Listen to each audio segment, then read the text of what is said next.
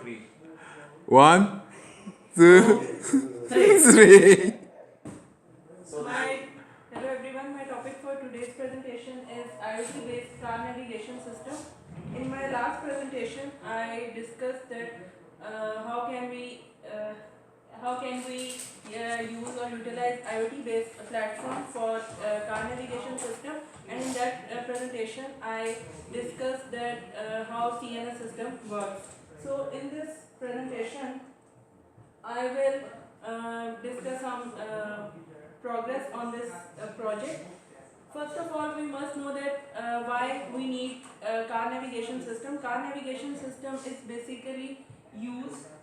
These are equipped with various functions, and the basic purpose of these systems are just to facilitate the drivers so that they may enjoy safer and relaxed driving.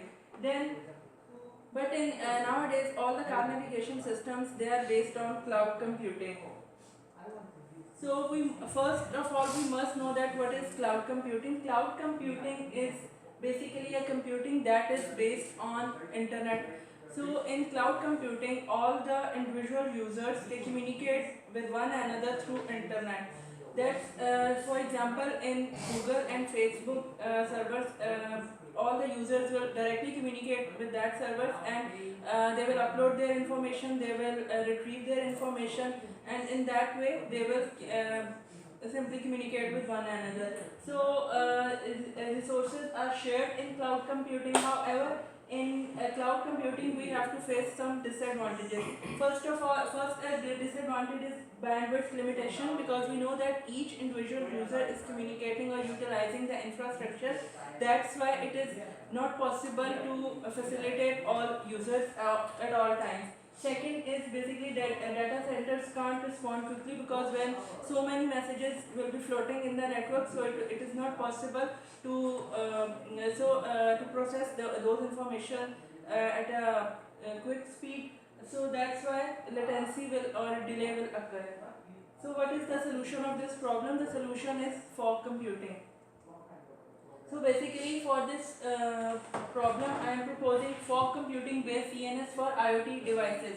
Here as you can see that GPS will be directly connected with the cloud. So cloud is basically the main server, whereas not these small entities which are located at one location, they will communicate or they will through their server. So this every fog will have their own server, that will be fog server, and this fog server, if some entity in the under this fog server will have to communicate with cloud, so instead of communicating it itself, it will communicate through its server. So fog, whenever fog server will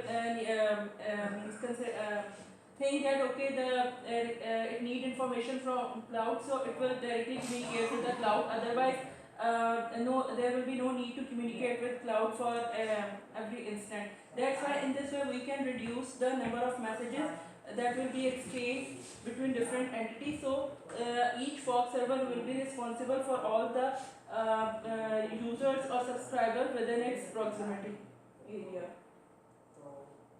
So this is the comparison of that how fog computing is a solution to address the cloud limitations. First of all, it will reduce the data movement across the network, because less number of messages will be exchanged with cloud.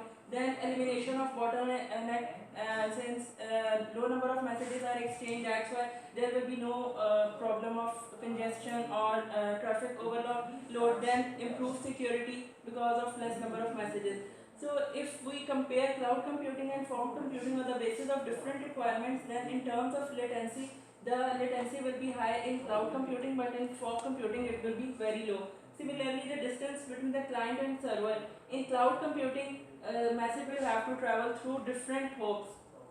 But in fog computing, only one hop will be sufficient to send the information from sender to receiver. Then in security, the security means a cloud computing, it is dealing with large number of users, large number of messages, so the security can be undefined at any point, security can come, whereas in fog computing, we can say that it can be limited or it can be defined within certain bound.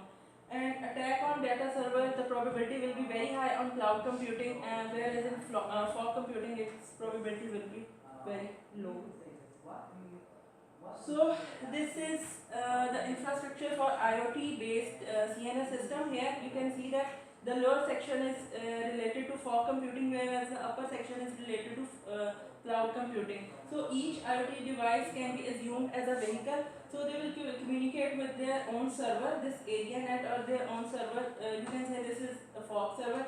Through each fog server will be communicating with this core network, which is a cloud server, with the help of M2M gateway and access network. So in this way, different fog servers will be communicating to the cloud server by utilizing access network and M2M gateway. So these are the timing constraints. There are different type of messages. That's why on the we can categorize these messages based on active safety, public service, improved travel, and business and entertainment. Now, what type of content will be exchanged under active safety messages? It will be related to dangerous road warning, then car accident warning, work zone warning. So the interest, all subscribers or all traffic will be communicated for these messages. Then the validity of these messages means how long. It depends on basically the car position. It depends on the car position that after if you are within the 10-meter distance from the from that area, then this message will be generated. So and the lifetime of this message will be 10 seconds. Similarly, for car accident warning, the message will be generated if when you will be at a distance of 500 meters, and the lifetime of this message will be 30 seconds. Similarly, for public service messages, the content of the messages will be emergency vehicle warning, highway information, and it is basically the validity and lifetime is depending on the nature of the message. So, however, as you can see that for business and entertainment, not all vehicles will be the recipient. Only those who have subscribed to these messages, only those subscribers will receive such kind of messages.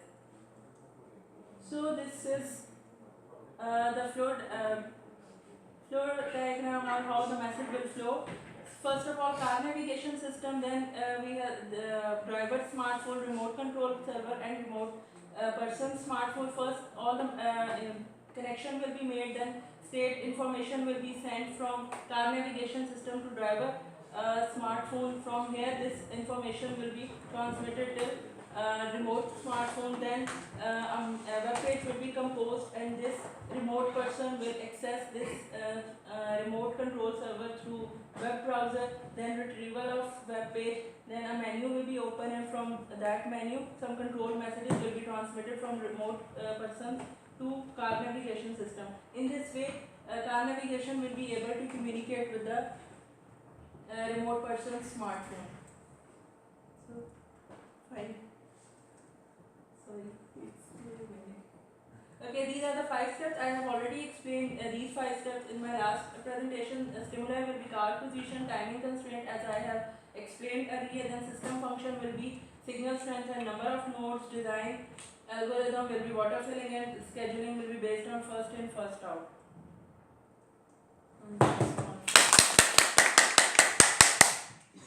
My pen